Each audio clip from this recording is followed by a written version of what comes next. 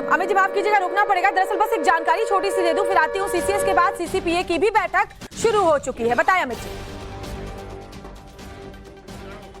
मैं जानकारी दे रहा था कि सीसीएस के बाद सीसीपीए की बैठक। अच्छा अमित जी माफ कीजिएगा, रुकना पड़ेगा। दरअसल बस एक जानकारी छोटी सी दे दूं, फिर आती हूँ। सीसीएस के बाद सीसीपीए की भी बैठक शुरू हो चुकी है, बताएं अमित जी। मैं जानकारी दे रहा था कि सीसीएस के बाद सीसीपीए की बैठक शुरू हो गई है। सीसीपीए जैसा मैंने पहले ही बताया था कि सीसीपीए का महत्व इसलिए भी ज्यादा है क्योंकि ये इंटरनल एक्सटर्नल जो पॉलिटिकल सिनेरियो है उसके साथ साथ इकोनॉमिक सिचुएशन जो है उस पर डिस्कस होते हैं। ये आप कह सकते हैं कि जो तमाम सीसीएस के मेंबर्स हैं वो सीसीपीए के मेंबर्स होते हैं।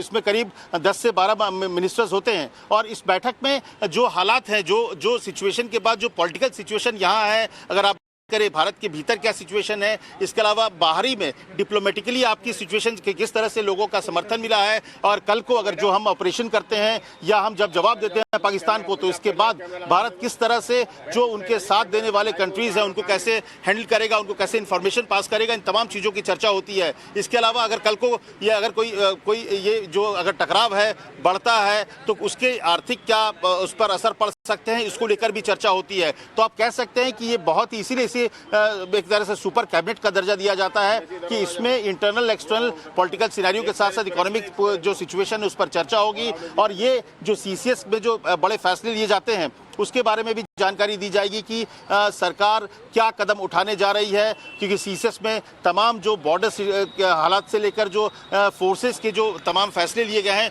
उसके बारे में बताया गया, क्योंकि करीब 7 दिन के बाद 23 तारीख को पहला सीसीएस हुआ था पहलगाम हमले के बाद, और इसके बाद आज ये सीसीएस की हुई है। तो उसमें उन तमाम जो बीच में फैसले लिए गए हैं, फोर्सेस ने किस तरह से जो उनके डिप्लॉयमेंट्स जो बॉर्डर इलाके या जो सेंसिटिव इलाके हैं वहां पर जो हुआ है, इन तमाम चीज़ों की जानकारी दी गई। तो उसी तरह